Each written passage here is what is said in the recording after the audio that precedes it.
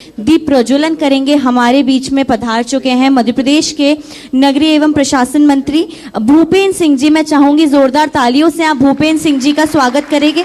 सबसे पहले हम दीप प्रज्वलन करेंगे, दीप प्रज्वलन कर कार्यक्रम की शुरुआत करेंगे। जोरदार तालियों से सर बहुत बहुत स्वागत है आपका। भूपेंद्र सिंह जी हमारे बीच में मौजूद हैं।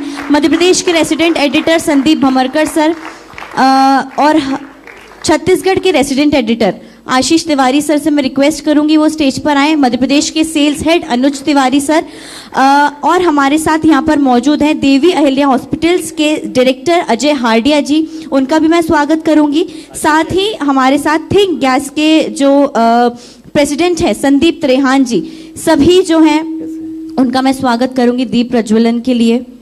और यहाँ पर जो है भारतीय परंपरा के हिसाब से हम दीप प्रज्वलन करेंगे, क्योंकि देखिए कोई भी अच्छे काम की जो शुरुआत होती है वो दीप प्रज्वलन के साथ होती है। शुभं करोति कल्याणं आरोग्यं धनसंपदा शत्रुबुद्धि विनाशाय दीपज्योति नमोस्तुते।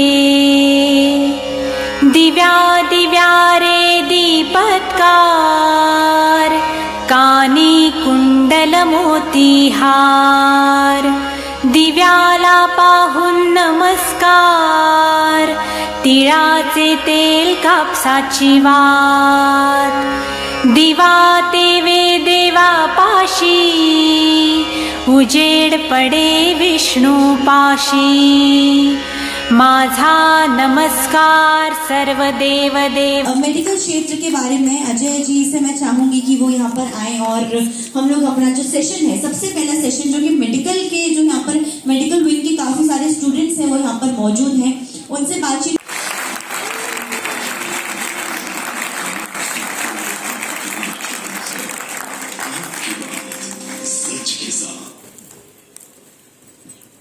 नमस्कार। आज आप सब लोगों का बहुत बहुत स्वागत है न्यूज़ 24 के इस मंच पर। मैं doctor Ajay Hardia, Devi Ahilya cancer hospital का मैं डायरेक्टर हूं और मैं आपको एक यूनिक ट्रीटमेंट के बारे में बताना चाहता हूं। एक नई चिकित्सा पद्धति है जिसका नाम है इलेक्ट्रो होम्योपैथी। अभी तक आपने नाम सुना होगा होम्योपैथी का, आयुर्वेद का, एलोपैथी का, यूनानी का, और ये जो पांचवी चिकित्सा पद्धति है ये पूर्ण रूप से हर्बल है, प्लांट बेस्ड मेडिसिन है। इसमें ऐसे प्लांट्स लिए गए हैं जिसमें किसी प्रकार का पॉइजन नहीं होता है और तो एंटीबायोटिक इस समय फेल होती जा रही है और नई नई जनरेशन आ रही है, परंतु वायरस पर उसका कोई प्रभाव नहीं हो रहा है। तो हमें ऐसी चिकित्सा पद्धति की आवश्यकता है कि जो हमारे इम्यून सिस्टम को डेवलप करे। चूँकि हम देखते हैं कि हम जब एंटीबायोटिक लेते हैं तो हमारा इम्यून सिस्टम और भी नष्ट हो जाता है।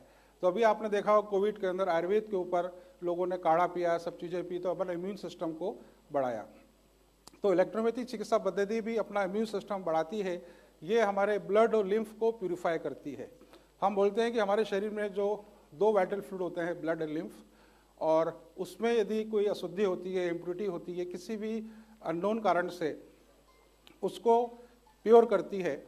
और हम देवी अहिल्या हॉस्पिटल जो है इंदौर में, वो अपने यूनिक इलाज के लिए जाना जा रहा है, जिसमें कैंसर का इलाज हम करते हैं। ऐसा कैंसर जो मेटास्टेटिक स्टेज का कैंसर होता है, हम कहते हैं कि एक जब शरीर के अंदर कोई लीजन होता है, कोई नोड होती है और वो बहुत समय तक हमारे शरीर में होती है, और उसके बाद में जब कॉम्प्लिकेशन स्टार्ट होते हैं तो किसी को भूख नहीं लग रही है, किसी को वॉमिटिंग हो रही है, किसी को ब्लीडिंग हो रही है, एक सिम्टम्स के रूप में ये बीमारी आती है। और हम जब इसकी डॉक्टर पास जाते हैं, हम जब मेडिसिन लेते हैं, एंटीबायोटिक लेते हैं, और एंटीबायोटिक का कैंसर के ऊपर कोई प्रभाव नहीं होता है। इसलिए हमारे डॉक्टर्स बोलते हैं कि आप जांच कराइए, सिटी स्कैन कराते हैं, MRI कराते हैं। तो जब ये सब चीज़ें होती हैं तो उस समय पता लगता है कि इन्हें कैंसर हो गया है। तो जब कैंसर होता है तो अभी तक पूरी दुनिया में कैंसर का 3 प्रकार का इलाज होता है। एक होता है सर्जरी, दूसरा होता है कीमोथेरेपी और तीसरा होता है रेडिएशन। तो पहले बायोप्सी ली जाती है, बायोप्सी लेने के बाद में सर्जरी की जाती है, उस ऑर्गन्स को वहाँ से रिमूव कर दिया जाता है, आसपास के जो लिम्फेटिक नोड्स होती है उसको भी निकाल दिया जाता है। हम कहते हैं कि कैंसर का जो ऑपरेशन होता है वो बड़ा ऑपरेशन होता है। उसके बाद में कीमोथेरेपी दी जाती है। कीमोथेरेपी से इम्यून सिस्टम और हमारा समाप्त होता है, पेशेंट वीक हो जाता है, शरीर के बाल चले जाते हैं, सर के बाल चले जाते हैं, वॉमिटिंग होती है, नौजिया होता है, ब्लड जलता है। तो कीमोथेरेपी जो कैंसर के सेल्स को ख़त्म करता है, हमारे शरीर में यदि 10% कैंसर के सेल्स हैं तो 90% अच्छे सेल्स होते हैं, तो उन 90% सेल्स को भी वो जलाता है। कैंसर सेल्स को यदि 2% जलाता है तो 80% अच्छे सेल्स को जलाता है, इसलिए इम्यून सिस्टम हमारा कम होता है। इसके बाद में कीमोथेरेपी के बाद में फिर रेडिएशन दिया जाता है, जिसके अंदर सिकाई की जाती है, और सिकाई करने से वहाँ के जो नोड्स हैं उसको जला दिया जाता है। पेशेंट में कॉम्प्लिकेशंस होते हैं, बाद में नेक्रोसिस हो जाता है, वहाँ से ब्लीडिंग होती है, और वो जो ट्यूमर होता है, जो गांठ होती है, वहाँ से ब्लीडिंग होती है, पस फॉर्मेशन आता है। उस पेशेंट बहुत तकलीफ में होता है। उस स्टेज में हमारा ऑन्कोलॉजिस्ट बोलते हैं कि अब इलाज संभव नहीं है, घर ले जाके इनकी अब सेवा करिए। उस स्टेज में पेशेंट्स हमारे पास में आते हैं, हम उनको हॉस्पिटलाइज करते हैं, अपने हॉस्पिटल में उनका ट्रीटमेंट करते हैं। और पेशेंट्स, ऐसे पेशेंट जो 10-10 मॉर्फिन खाते हैं, हमारे यहाँ उस मॉर्फिन को बंद करते हैं। और हमारी जो मेडिसिन है वो एंटी इन्फ्लेमेटरी है, एंटी एनाल्जेसिक है, एंटीऑक्सीडेंट है, मतलब ट्यूमर के साइज को कम करती है, इन्फ्लेमेशन कम करती है, दर्द को ख़त्म करती है, और साथ में उस बीमारी को जड़ से भी ख़त्म करती है। तो देवेलिया हॉस्पिटल पैलेटिव ट्रीटमेंट के साथ में क्यूरेटिव ट्रीटमेंट भी देता है। ऐसे भी मरीज हमारे पास हैं कि जो मेटास्टेटिक के मरीज होते हैं, जिस मेटास्टेटिक डिसीज़ वो कहते हैं जो एक आर्गन से दूसरे आर्गन्स में फैलने वाली होती है या फैल चुकी होती है, मल्टीपल आर्गन्स में पहुंच जाती है। तो वो कैंसर के मरीज भी हमारी इस इलेक्ट्रोपैथी मेडिसिन से ठीक हो रहे हैं। तो हमारा जो इलाज है वो पैलेटिव के साथ में क्यूरेटिव इलाज भी है। हम कहते हैं कि इसके अलावा दुनिया के अंदर या हमारे शरीर के अंदर ऐसे 5 बीमारियां हैं जिसको हम पैलेटिव केयर में लेते हैं। जैसे एक ब्रेन संबंधित बीमारी है, जैसे इपिलेप्सी है, हिस्टीरिया है। जिसको इपिलेप्सी हिस्टीरिया हो गया वो कभी ठीक नहीं होता है, आपको हमेशा एंटीइपिलेप्टिक मेडिसिन लेना होती है। यदि किसी को कार्डियक प्रॉब्लम है, ब्लड प्रेशर बढ़ गया है, तो उसको हमेशा ब्लड प्रेशर की दवा लेनी होती है। साथ के अंदर उसका जो डोजेस बढ़ते जाते हैं, फिर एंजियोप्लास्टी करनी होती है, बाद में बाईपास सर्जरी हो जाती है। मतलब ब्लड प्रेशर कभी ठीक नहीं होता है। हम कहते हैं कि ब्लड पतला करने की हमेशा ली जाती है। डायबिटीज़ है, जिसको बोलते हैं लाइफस्टाइल डिसीज़ है। एक बार डायबिटीज़ हो जाए तो उसको हमें मेंटेन करना पड़ता है। यदि लीवर खराब हो जाए, सिरोसिस ऑफ लीवर हो जाए, एनलार्जमेंट ऑफ लीवर हो जाए, तो लीवर का कोई इलाज नहीं है। यदि रीनल फेल हो जाए, किडनी यदि फेल हो जाए, तो उसका कोई इलाज नहीं है। तो हम कहेंगे कि ऐसे हजारों की संख्या में हमारे शरीर में जो बीमारियां हैं, इसका अभी तक एलोपैथी में इलाज नहीं है, केवल उसका मैनेजमेंट करते हैं। परंतु इलेक्ट्रोपैथी सिस्टम ऑफ मेडिसिन ऐसी है जो हर बीमारी को क्योर करती है। यदि अर्ली टाइम में यदि मरीज आ जाता है तो वो क्योर हो जाता है। जब कैंसर जैसी बीमारी इलेक्ट्रोपैथी द्वारा ठीक की जा सकती है, तो हर बीमारी को ठीक किया जा सकता है। तो मैं आपको कहना चाहूँगा कि इलेक्ट्रोपैथी आप सिस्टम ऑफ मेडिसिन जो है वो फ्यूचर ऑफ मेडिसिन है। मतलब आज से हम कहेंगे कि 10 साल, 20 साल, 30 साल बाद ये सिस्टम आगे आएगा। और इस समय इस सिस्टम को पीछे रहने का कारण ये है कि सेंट्रल गवर्नमेंट ने अभी तक इसका अडॉप्टेशन नहीं किया है, और अभी चल रहा है इसके लिए गवर्नमेंट से हमारा बातचीत भी चल रही है। गवर्नमेंट ने इसके लिए एक डिपार्टमेंट ऑफ हेल्थ रिसर्च बनाया हुआ है जो हमसे एविडेंस मांग रही है। और हमने सरकार से, भारत सरकार से भी कहा है, साथ में मध्य प्रदेश शासन से भी हम कहने जा रहे हैं कि वो हमारी मेडिसिन का क्लिनिकल एविडेंस देखने के लिए कोई भी अपना सरकारी अस्पताल हमें दे दे, जहाँ पर हर प्रकार की बीमारियों को मरीज वहाँ पे हों। ऐसे हों जैसे हम बोलते हैं अर्थराइटिस है, रूमेटिज्म है, ब्लड प्रेशर है, लीवर डिसीज़ है ना, गैस्ट्रोइंटेस्टाइनल डिसीज़ है, जिसका कोई इलाज नहीं है। तो उन अस्पताल के अंदर ऐसे मरीज दे दिए जाएं जो अस्थमेटिक मरीज हों, जिनका अस्थमा का कोई इलाज नहीं है, हमेशा हमें अस्थमा की मेडिसिन लेना पड़ती है। तो ऐसे यदि मरीज हमें दे दिए जाएं तो वो इलेक्ट्रोपैथी से उन मरीजों को पूर्ण रूप से ठीक किया जा सकता है। तो मैं ये कहूँगा कि इलेक्ट्रोपैथी सिस्टम ऑफ मेडिसिन जो है वो फ्यूचर ऑफ मेडिसिन है और आने वाला समय जो होगा वो यही एक प्राकृतिक चिकित्सा पद्धति का होगा, क्योंकि हमारी जो मेडिसिन्स हैं इसमें किसी प्रकार का कोई भी पॉइजन नहीं है। चूँकि मेडिसिन बनाने की एक प्रिपरेशन ये है कि हम कहते हैं कि इलेक्ट्रो इसलिए नाम दिया गया है कि जो नेचर है, हमारे जो पौधे हैं, हमारे जो प्लांट्स हैं, वो सनरेज की उपस्थिति में अपना भोजन बनाते हैं, अपना न्यूट्रिशन लेते हैं। तो सनरेज से एनर्जी का स्रोत मुख्य जो स्रोत होता है वो सन होता है, सूर्य होता है, उसी से हमें जीवन मिलता है। तो उसी से हमें हमारे प्लांट्स भोजन बनाते हैं। वो जब प्लांट्स का हम एक्सट्रैक्ट निकालते हैं कोवेशन मेथड से और उसको हम इतना प्यूरिफाई करते हैं कि प्लांट्स के यदि हम अल्कलॉइड्स को निकाल दें तो उसके अंदर फिर कुछ नहीं बचता है, उसमें केवल एनर्जी बचती है। तो उस एनर्जी को हम मेडिसिन के रूप में हम देते हैं अपने मरीजों को और उसके बाद में उन मरीजों में तुरंत इम्यून सिस्टम डेवलप होता है और कैसा भी मरीज हो, कैसी भी तकलीफ में हो, कैसा भी उसको दर्द हो, इवन हम कहते हैं कि सबसे ज़्यादा यदि आपने किसी को दांत में दर्द हुआ हो तो आप सोच सकते हैं कि दांत का दर्द कितना जिसका इफेक्ट पूरा ब्रेन पे होता है, असहनीय दर्द होता है। परंतु दांत का दर्द कुछ समय से एंटीबायोटिक लेने से या दांत को निकालने से वो ठीक हो जाता है। परंतु कैंसर का ऐसा दर्द है जो एक बार कैंसर में जब पेन होता है तो केवल उसको मॉर्फिन ही ठीक कर सकती है, और मॉर्फिन आप समझते हैं ओपियम जो होता है, अफीम होता है, उससे ही बनाई जाती है। मतलब हमारी जितनी भी पेन किलर ड्रग्स होती हैं वो मॉर्फिन से बनाई जाती है, ओपियम से बनाई जाती है। तो ऐसे मरीज कैंसर में जो बहुत तकलीफ में होते हैं उनको मॉर्फिन दी जाती है। परंतु हमारी मेडिसिन में किसी प्रकार का कोई केमिकल नहीं है, कोई ऐसा अल्कलॉइड्स नहीं है, और हमारी मेडिसिन जो है वो एंटीऑक्सीडेंट होने से वहाँ पे एनर्जी का सर्कुलेशन यदि बढ़ा देती है तो वो डिसीज़ को ठीक कर देती है, पेन को ठीक कर देती है। यदि किसी भी व्यक्ति का यदि पेन कम हो जाएगा, यदि उसके खाना नहीं खा पा रहा है वो खाना खाना चालू कर देगा, वॉमिटिंग कर रहा है वॉमिटिंग बंद हो जाए, कहीं से ब्लीडिंग हो रही है, यदि ब्लीडिंग बंद हो जाएगी तो वो पेशेंट्स के अंदर दोबारा से जीने की शक्ति उसमें आ जाएगी और पेशेंट में फिर वो से ठीक होना स्टार्ट करता है। हमारे पास ऐसे कैंसर के सैकड़ों मरीज हैं जिनको ये कह दिया गया कि अब जीवन आपका 15 दिन का ही है, 1 महीने का है। परंतु हमारा ट्रीटमेंट लेने के बाद वो पेशेंट्स अधिक समय तक जिए, जितनी भी उनकी लाइफ थी। ऐसे ही मरीज हैं जो 5 साल भी जिंदा हैं, 10 साल से भी जिंदा हैं। तो ऐसा हम नहीं कह सकते हैं कि जो लाइफ हमारी जो है वो हमें ईश्वर ने दी है, हम किसी की लाइफ को डिसाइड नहीं कर सकते हैं।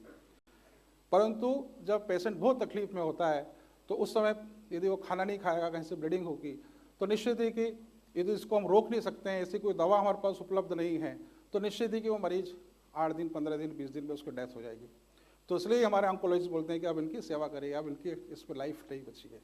परंतु इलेक्ट्रोपैथी एक नई होप के रूप में, एक नई आशा के रूप में हमारे बीच उपलब्ध है, जहाँ पर हम हमारे ट्रीटमेंट के द्वारा हम इस चीज़ को प्रूफ कर रहे हैं और हमारे पास इससे हजारों मरीजों के क्लिनिकल एविडेंस मौजूद हैं जो अपनी लाइफ को उन्होंने प्रोलॉन्ग किया है और अपनी लाइफ को कम तकलीफ़ों के अंदर वो आगे लेके जा रहे हैं। तो इलेक्ट्रोपैथी फ्यूचर की मेडिसिन्स मैं कहूँगा, और आने वाला समय इन्हीं सब चीज़ों का है जहाँ पर किसी प्रकार की कोई साइड इफ़ेक्ट नहीं है, किसी प्रकार की कोई तकलीफ़ नहीं होती मरीज़ को लेने में।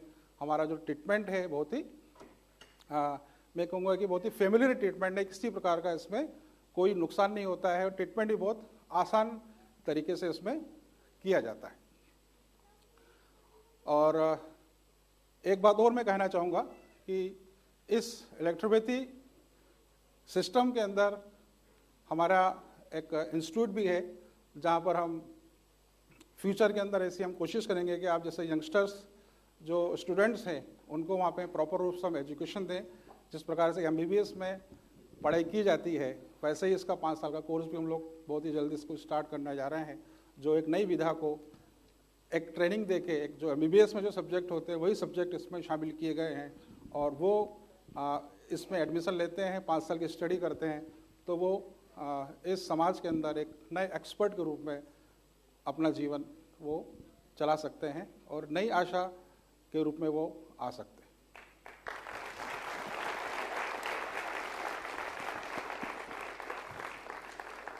हाडिया साहब, जब हमारी बातचीत की जो शुरुआत हुई है वो कैंसर से हो गई है, तो यंगस्टर्स के बीच में हम बैठे हैं, डरे तो नहीं? लेकिन डॉक्टर अजय हाडिया साहब ने हमें ये बताया है कि इलेक्ट्रोपैथी फ्यूचर की मेडिसिन है। तो हाडिया साहब, एक चीज़ यहाँ पर हमें जानने की उत्सुकता हो रही है कि क्या ये केवल इलेक्ट्रोपैथी जो है, क्या ये केवल कैंसर का ही इलाज कर सकती है या इसमें और भी बीमारियां कवर होती हैं? सर, मैंने जैसा बताया कि हमारा शरीर के अंदर ब्लड और लिम्फ 2 प्रकार के वाइटल फ्लूइड हैं। वो नॉर्मल एनर्जी के साथ में यदि हमारे शरीर में फ्लो करते हैं तो हम बिल्कुल स्वस्थ होते हैं, परंतु हमारा ऐसा कुछ खान पान, ऐसी कुछ चीज़ें हो जाती हैं, कोई इन्फेक्शंस हो जाता है, इस कारण से उसके अंदर इम्प्योरिटीज हो जाती है और वो बीमारी का एक कारण बनता है। जैसे मैं कहूँ कि एक डायबिटीज़ है, डायबिटीज़ लंबे समय तक हमारे शरीर में रहती है तो हम कहते हैं कि अर्थराइटिस, रूमेटिज्म, रीनल फेलर से लेके आंखों पे इसका इफेक्ट होता है। मतलब डायबिटीज़ के कारण बहुत सारी बीमारियां होती हैं।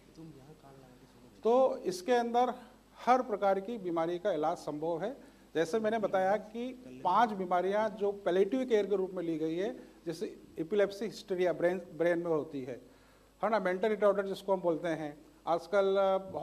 आजकल जो ऐसे आपको कई मरीज मिल जाएंगे जो बहुत ज़्यादा सोचते हैं, उसके लिए हम डिप्रेशन में चले जाते हैं, तो डिप्रेशन का कोई इलाज नहीं है।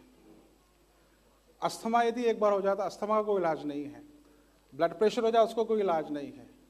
तो हर प्रकार की बीमारी का इलाज इलेक्ट्रोपैथी सिस्टम मेडिसिन में संभव है, और यदि हम ब्लड लिम्फ को प्यूरिफाई कर देंगे तो हर बीमारी को ठीक किया जा सकता है।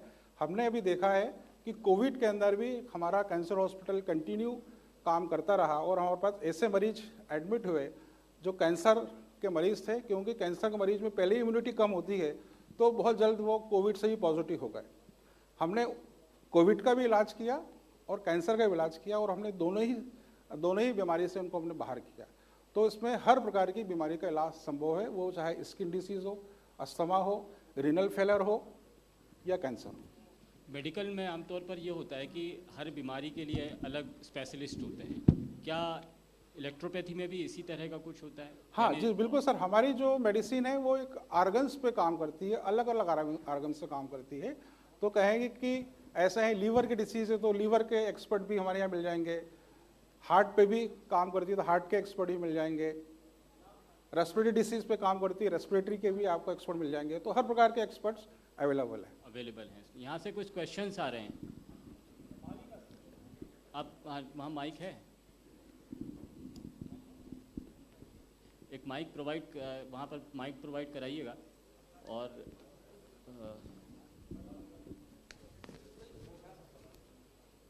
सीधे माइक दे दीजिए उन्हें। स्टूडेंट जो हैं वो अपना नाम और पहचान एक बार ज़रूर बता दें। चलिए, पहले सवाल के लिए पहले ताली बजा देते हैं।